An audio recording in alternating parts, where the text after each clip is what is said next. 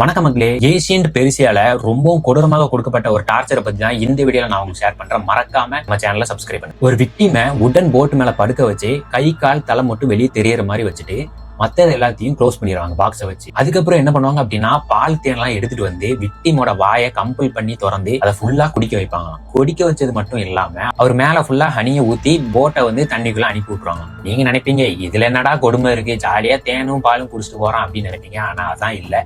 என்னன்னா, அவர் மேல தேன் இருக்கிறதுனால பக்கத்துல உள்ள பூச்சிலாம் அவர் மேல அட்ராக்ட் ஆகி பூச்சி ஃபுல்லா அவர் மேல வந்து உட்காரும். ஸோ நம்ம கொஞ்சம் அசைஞ்சாலும் அந்த பூச்சும் கொத்திரும். ஸோ அவர் ஆல்ரெடி அளவு கடந்த தேனும் பாலும் குடிச்சதுனால அவருக்கு இன்ஃபெக்ஷன் வந்து வாமிட்டும் வர வாய்ப்பு இருக்கு. ஒரே நாள்ல வந்து இறந்து போவார்னு நினைச்சீங்கன்னா அதுதான் இல்ல.